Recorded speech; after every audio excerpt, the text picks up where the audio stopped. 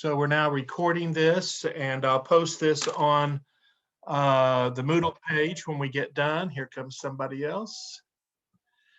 And so anyway, you've had an opportunity to watch the videos on the Gospel of Mark, and that is our task for this week. And so let me just open it up to any questions that you have. We really did two things. We did both an introduction to the beginning of the ministry of Jesus with the story of John the Baptist, and then focused on a portion there of the Gospel of Mark to try to give us a flavor of Mark. I hope that you also picked up some of the unique characteristics of the Gospel of Mark. I told you last week that each gospel has certain characteristics to it. And so consequently, my encouragement to you is to make some little note cards and to use them as flashcards, put the gospel on one side, put a characteristic on the other. And I identified a number of characteristics for the Gospel of Mark for you. Let me just say it's good to have everybody together. We don't normally have everybody together since we're divided up in the way that we are. And two, it's also good to see your faces, even though I'm looking at a cat there. But it's good to see your faces. Victoria, I can't see your face. I'm seeing the ceiling. But let me also remind you on our videos that you consult the Zoom guidelines for us so that we can see everybody and everybody participate. So there we go. What questions do you bring to the Gospel of Mark? I certainly have my stuff to work through, but I'd rather work through your stuff. And so the floor is open. Who would like to ask a question or make an observation?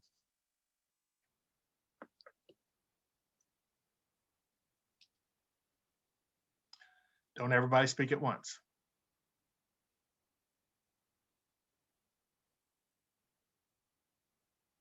Did you kind of find the Gospel of Mark interesting?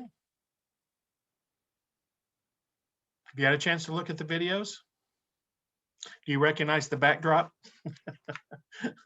This is my study from home, and so this is where I did all the recordings.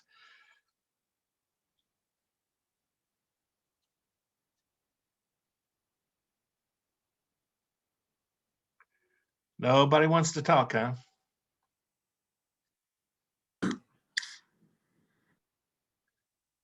Oh, gee, such shyness. All right, well, let me go on and say a few things, and then again, you jump in. This is your class. I know this stuff. I don't need to be reviewed on it. But let me kind of go this way with the slideshow and kind of highlight some of the things. Can everybody see the slides here? Is everybody good? One of the things I was trying to point out was the historical setting of the Gospel of Mark as it relates to the persecution of Christians. And you don't have to write this down. This is from Tacitus. And one of the things that we have here, somebody's mic is open. We're getting a little bit of feedback. Could you all check to make sure you're not muted? Instead of muting everybody, if you'll mute yourselves. Still getting a little feedback. Okay. But anyway, Tacitus wrote this about Nero. And if we have any historians in the group, still getting feedback. If everybody can check to make sure they're muted. It's Devin. Maybe you can mute him, like on your. I can, but then you can't. Can you unmute yourself? If I mute you, if I mute everybody, though I think it's muted now. Can you mute just one person, like mute Devin? Is that who it is? Yeah, that's who it is. Let's see. Now we're asking for something big here. I don't know exactly how to get there. There, Devin's muted. Okay, he's good. All right. Anyway, my point is that this comes from Tacitus, and one of the big events that occurred was the fire of Rome in 64. Anybody study this in school before about the Great Fire in Rome? Yes, sir. What do you know about it, Justin? The story I heard was Nero. He was a crazy emperor, and one way or another, he ended up starting a massive fire, and it burned down a large portion of Rome. Yeah. And Nero's the one who's been charged with it. But the fact of the matter is he wasn't in town at the time the fire broke out. It broke out in July of 64, Common Era. But Nero had indicated he wanted to build a golden palace. You're absolutely right. He's a crazy dude. He said that the palace that he currently lived in was not sufficient for his glory, and they needed to have a better palace. And so he wanted to build a golden palace. And so consequently, he indicated he wanted to build it in one of the most premier places in Rome. And the people told him, that's not going to happen. This was kind of the rich aristocratic area, and they had the power and the money to say no to the emperor. Well, shortly thereafter, when the fire broke out that summer, it broke out in that very area he wanted to build his golden palace. The fire raged for 6 days, and 10 out of the 12 districts, or 2/3 of Rome, was destroyed, and the people were furious. And the reason I'm telling you this story is because Nero said, it wasn't me that did it, it was those Christians that did it. Now, let's just kind of talk about this, because this does set a larger context here for the persecution of Christians. Why would people believe Christians had started the fire? Or why would people turn their attention against the Christians? And the reason we're hooking this to Mark is because if Mark was the first gospel written, if it was written in honor of Peter, the tradition is that Peter was martyred during this persecution after the fire of Rome. And so again, as you saw in the video, I tried to tie the Gospel of Mark to Rome.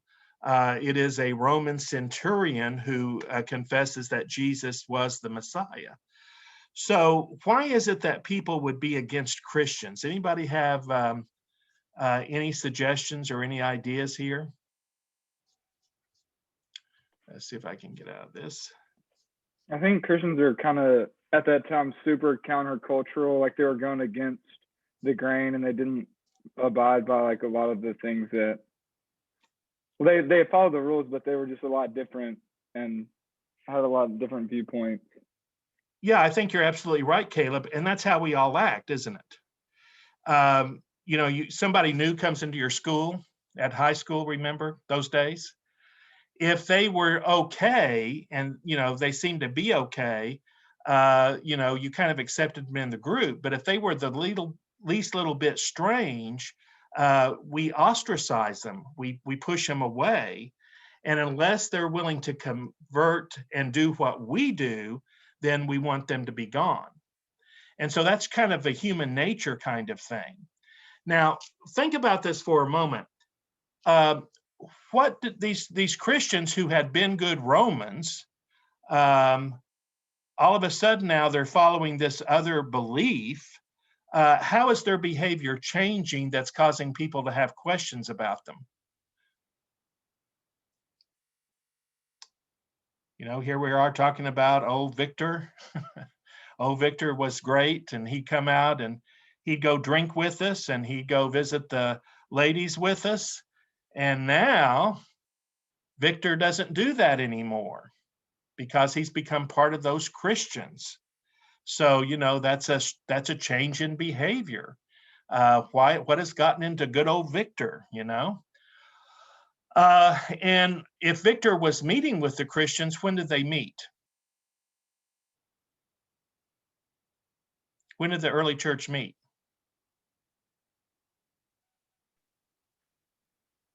Saturday Well, they Saturday night? eventually do, but basically they met at night. Night. Okay. And who meets at night? People that's got something to hide. That's why I worry about all you people in social tribes and stuff. You know, y'all just meet at night, so you must be up to no good, right? Madison, close your mouth. But you know, I mean, that's what we suspect, Anna Grace, is we expect people who meet at night have something to hide. And you know, I don't know about you, but I've heard about these Christians.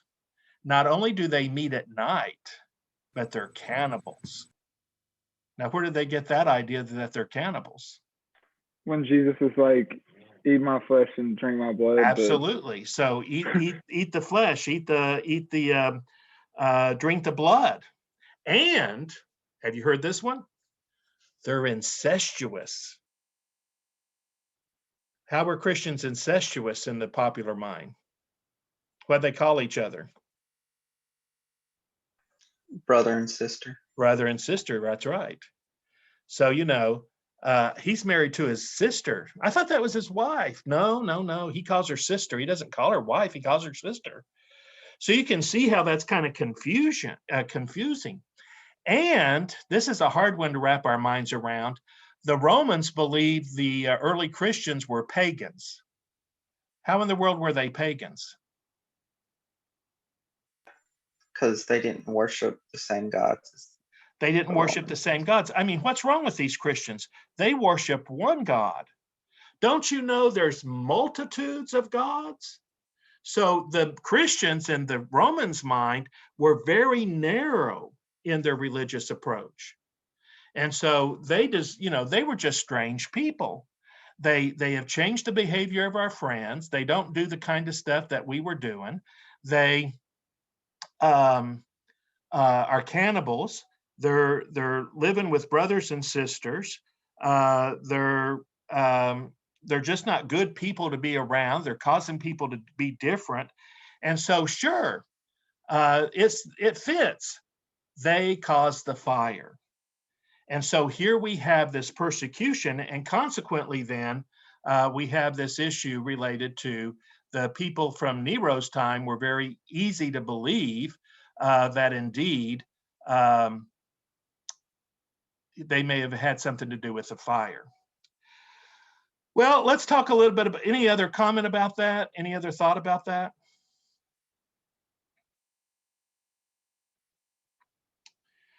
Let's talk for a moment about John the Baptist. You know, again, I know we're in Mark, but I just went ahead and dealt with the story of John to kind of move it out of the way. And it is the main point here is that all four Gospels indicate that Jesus's public ministry begins with the baptism by John. And I highlighted this particular slide when we were kind of going through it and indicated to you it has kind of a little bit of special meaning for me.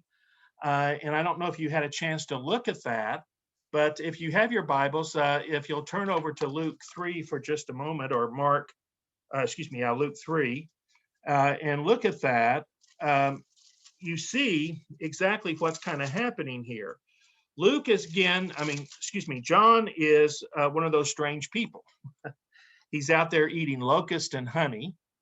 Y'all know what locusts are, right? Remember those cicadas that come and show up ever so often? They're pretty nasty, right? You see their shell of their bodies when you go out to your car. You see them attached to the buildings. Those are locusts in essence. And I guess you have to have a little honey to make them taste good. So John's out there wearing animal clothing. He's eating locust. He's eating honey. And so he's a strange little dude. And again, as I tried to point out in the video, he is calling for forgiveness of sin. Now, again, in that day, where does one go for forgiveness of sin? The The temple. temple. Goes to the temple. And John's over here in the Jordan River Valley at the Jordan River, and he is doing something entirely different. He's saying you can get forgiveness of sin without going to the temple. Now that's quite extraordinary. But then, the people seem to be pulled to his message, and they're saying, "What shall we do?" We're convicted. We believe that you're doing what you're saying here, John. So now, what should we do? And there's 3 examples here given in verse 10. John says, if you got 2 tunics, do what? If you got 2 tunics, what does he say there in verse 11? Anybody?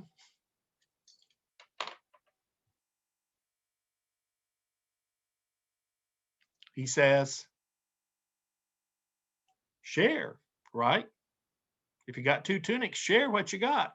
Well, who would have 2 tunics? Rich people. He doesn't say if you're rich, go give all your money away. He says share what you have. What about those tax collectors? We talked about tax collectors a while back when we talked about the setting of the Jewish world, and that these were Jewish people who were taking advantage of their own people, working for the Romans.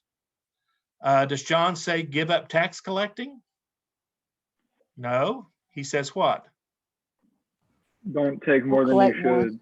Yeah, be fair in how you collect your taxes. And then you got some soldiers there, and they say, what shall we do? And he says, basically, don't abuse your authority.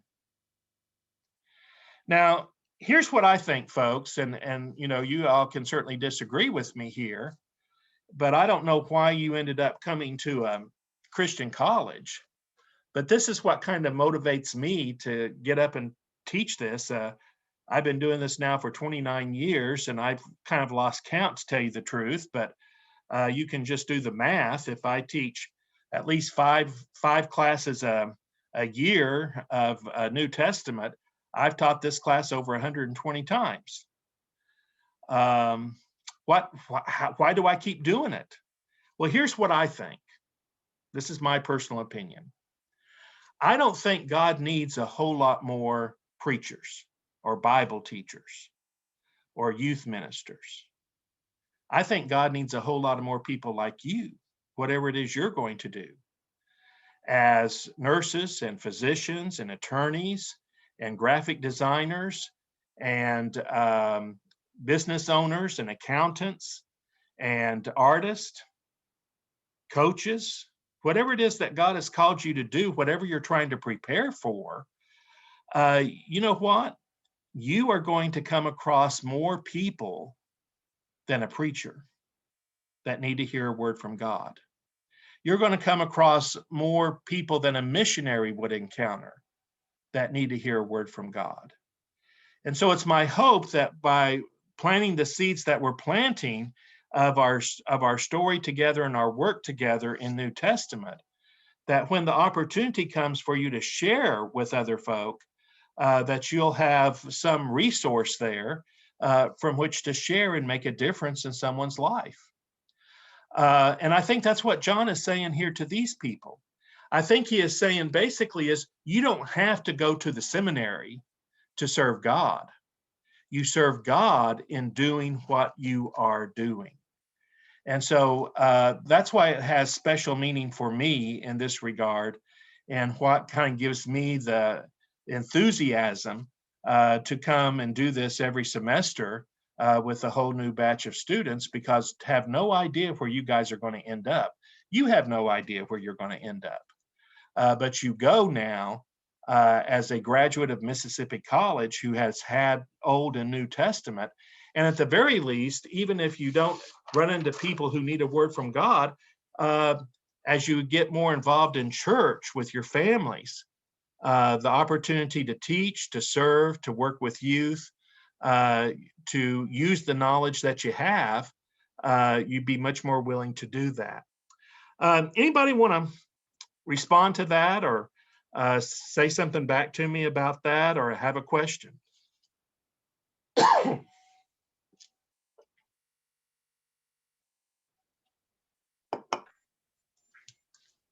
I feel like you make a good point. Makes Okay, thank sense. you. What are you going to do, Justin, with your life? I plan on being an attorney. Attorney? You're going to come across all kinds of people who need some words. Yes, sir. An attorney, and then one day, hopefully, a politician. Yeah. And well, we won't try to wish that on anybody right now. But as an attorney, people who are coming to you, they're coming in crisis. They're coming in great difficulty for whatever issue they're facing, and hopefully you'll be able to share with them in a significant way. And that's the same for everybody. I hope that's the case as well. Y'all ready to move on? Any other comment? Again, I don't know what tradition you come from in thinking about baptism as such, but here's some examples of how baptism has been understood in the church. Certainly following the example of Jesus, we do this because this is what Jesus had done. You have this idea of water being born again and again, part of the biological process. How do we know a woman is about ready to give birth? One of the key indicators is her water breaks. And so consequently, we are born of water. And if you're part of a tradition in which you have been immersed in water, that's kind of this idea of being born again, coming back up through water. We also have, of course, the image of water, as we've already pointed out, with the story of the Old Testament and New Testament with John, and remembering the Old Testament story of the people released from slavery as they moved through the Sea of Reeds in water in that regard. And then this other idea of having one's sins washed away. Water is for purity. And for those of you who come from a background that does more infant baptism, again, water would carry the same kind of meanings in that regard. And then the immersion representation, you have this picture of someone being dipped and then brought back up, which is kind of this picture of being buried and resurrected. Does anybody have any questions or thoughts about any of that?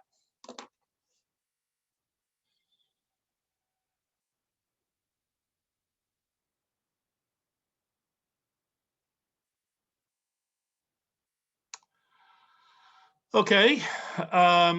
One of the big points I was trying to identify that Mark was addressing here is in chapter 8 of Mark, where Jesus is indicating that we are to take up our cross and follow him.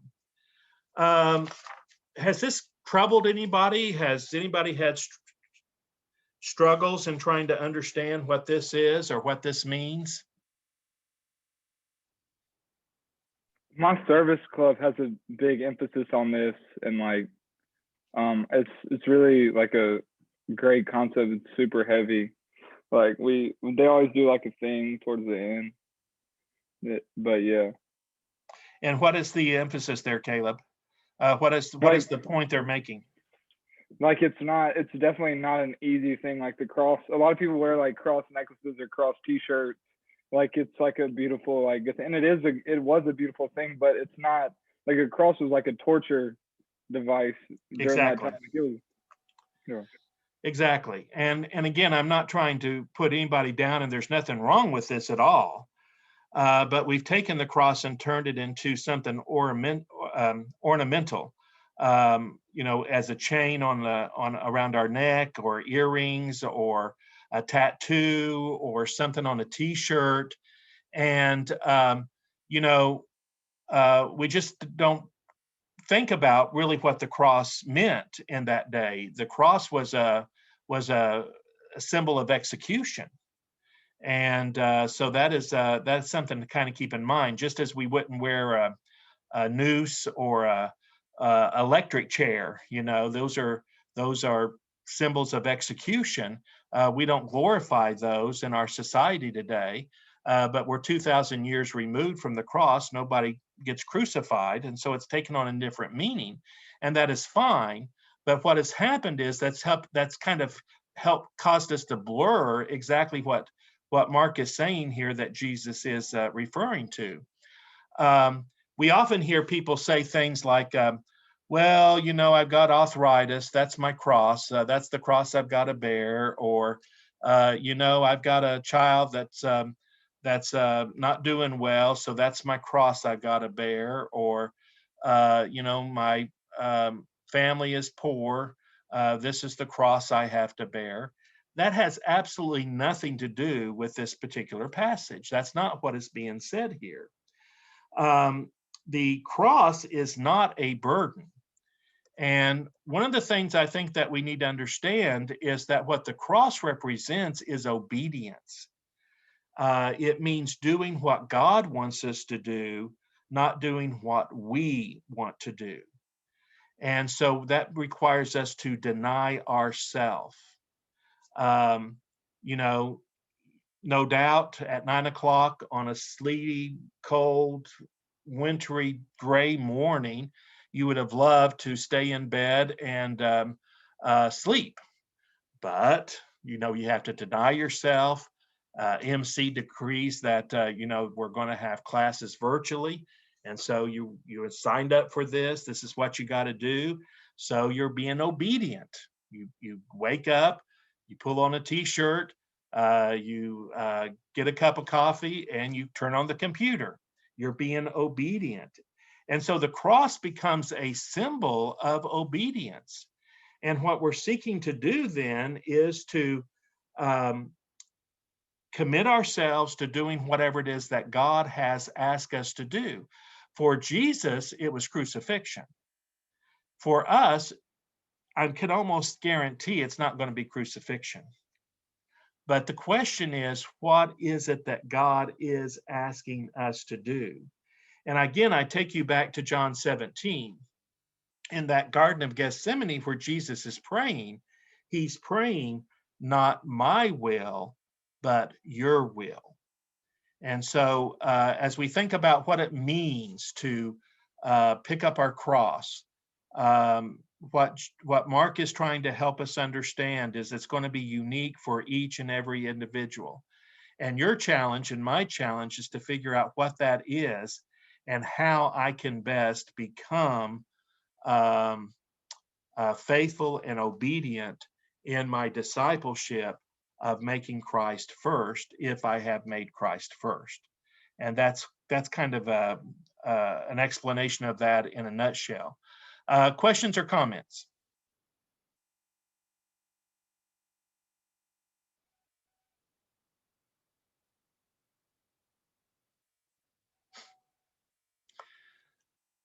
Y'all just looking forward to this to be over so you can go back to bed. I understand. All right, let me throw one more thing out there that I did not cover in the videos. And as we come to the Gospel of Mark, one of the things about the Gospel of Mark was it was a gospel of signs. Mark is demonstrating that Jesus does things to indicate who he is. And so what I want to do is, as we finish up this time together, is kind of talk a little bit about what do we do with the miracles. Let's see if I can move this on. And apparently I can't. Oh, here we go. How do we understand miracles? Well, first of all, let me identify or define what a miracle is. A miracle is defined as an occurrence or an event that faith recognizes as an act of God. Okay? So it really comes from the point of view of the person who is making the assertion. Imagine for a moment that one of you guys had come into the room on the first day of class and said, you know, I've got an issue here. I've got a favorite relative here who has cancer, and I want us to pray for that person. And so we do, and we've discovered that you're very capable of of engaging a lot of people on social media, and you've got people all over the world praying for this person. And so we come to the end of the semester and you report that the person finally has gone for a final checkup and the cancer is gone. Now, the cancer's gone not only after much prayer, the cancer's gone after an operation and after chemotherapy, you see. So some people would say, well, isn't that wonderful? Prayer works. Other people would say, well, aren't we glad we live in a time where there's medical advances? So the question is, how do we understand how the healing occurred? Did it occur by what medical science had done? Had it done by prayer? It could be by both, couldn't it? So it depends on how one looks at these things. And so in the Gospels themselves, we find 4 kinds of miracles.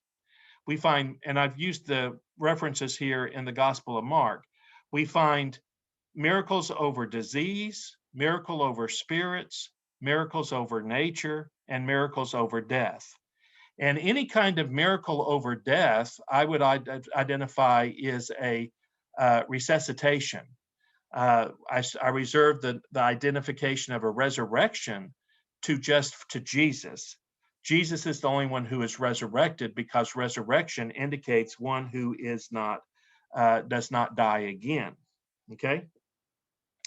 Now, what Mark is doing and what the other gospel writers do, and this is the only time we'll talk about the miracles, but what they're doing in this case is they are showing us that Jesus is who he said he is. Through the miracles, it's clear that Jesus is doing these with the help of God. But if we read carefully, and I gave you one reference here in chapter 1, verse 37 and 38, did you find it interesting that whenever Jesus is told, hey, Jesus, the people are coming, Jesus kind of says, let's get in the boat and go on the other side. He avoids the people. Isn't that interesting? He doesn't really want to be engaged in the miraculous, because ultimately, Jesus didn't come to put on shows. Jesus didn't come to heal people. Jesus came to share about what it means to be part of the kingdom of God.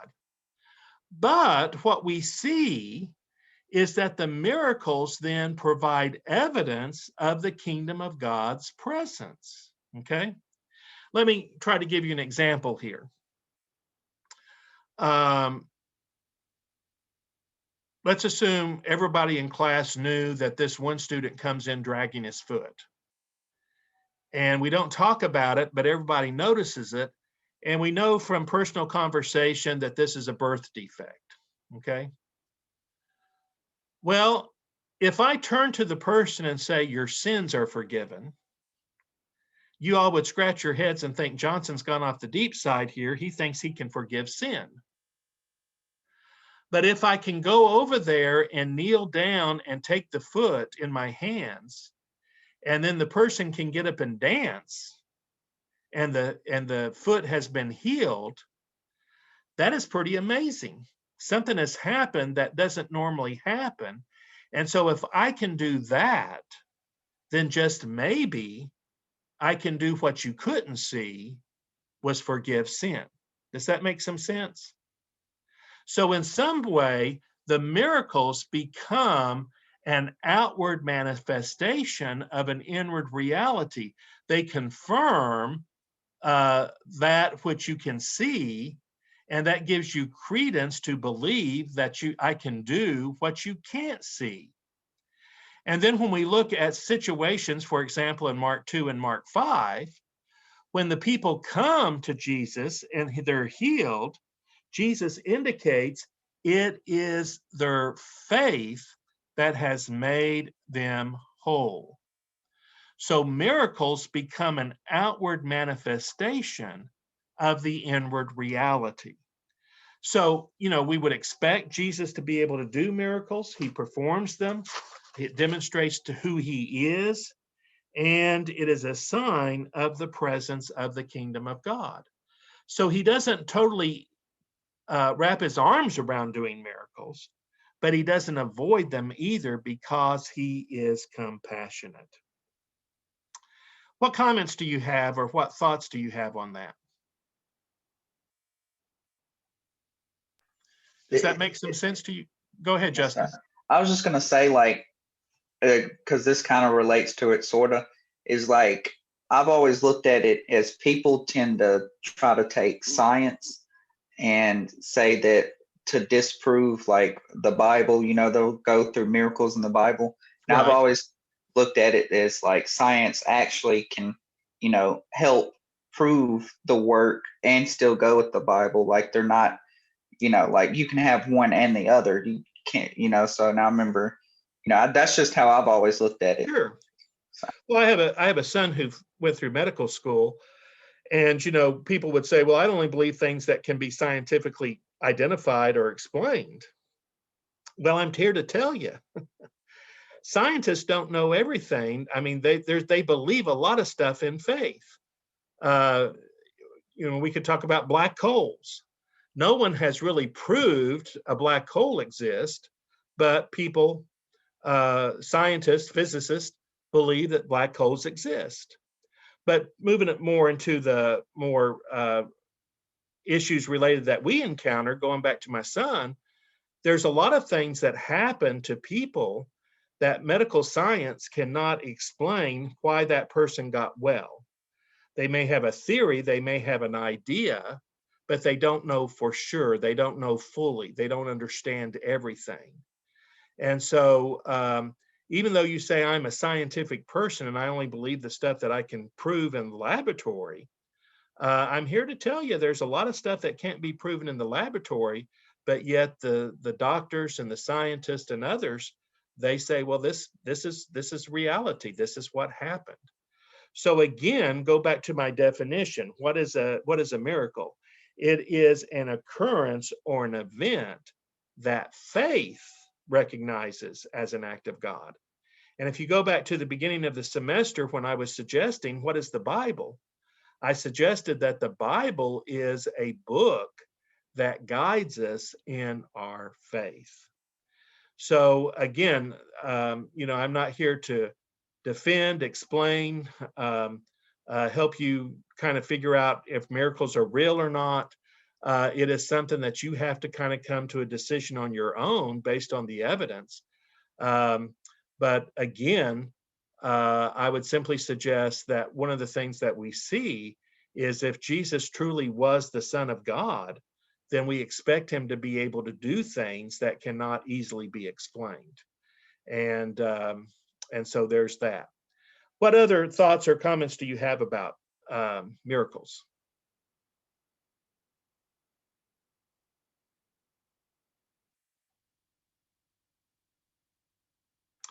Anything else on the Gospel of Mark?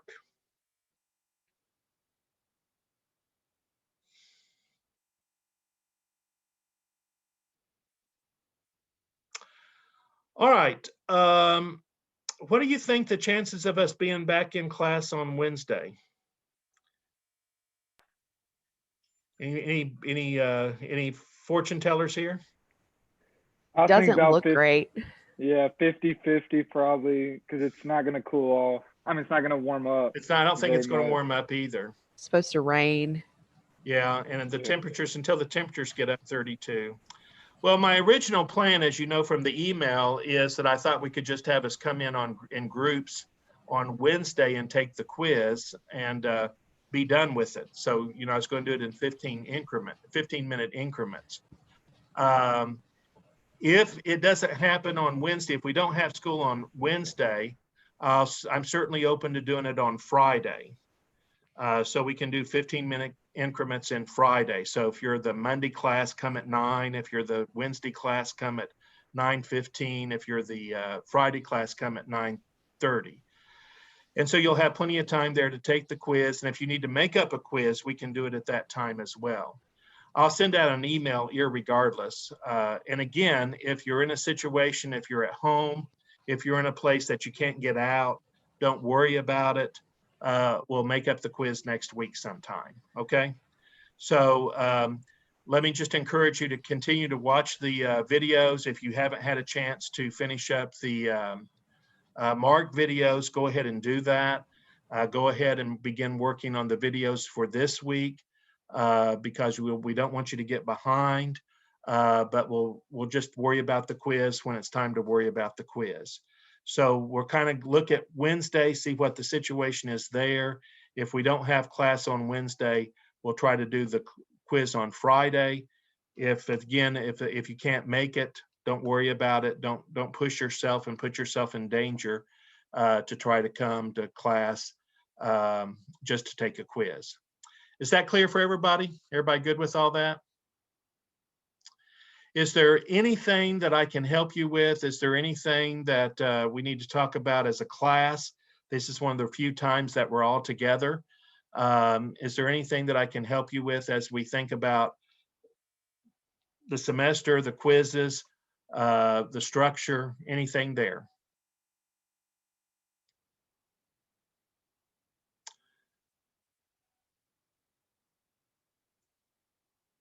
Are all your other classes meeting on Zoom today as well? No, some of them no, some yes. Well, we want everybody to get their money's worth, right? So again, if you have any issues, any questions, don't hesitate to give me a holler. I'm around, so just give me a call. I'll get this video posted if you want to see it again for whatever reason. You can do that. And again, stay warm, stay safe, and you all take care. Any last word? Going once? So the video that you had today, so those slides, do we need to possibly go back and take notes of those slides for the quiz? I think anytime you see slides, you ought to take notes. Okay, thank you. Going twice? All right, y'all take care. Be safe.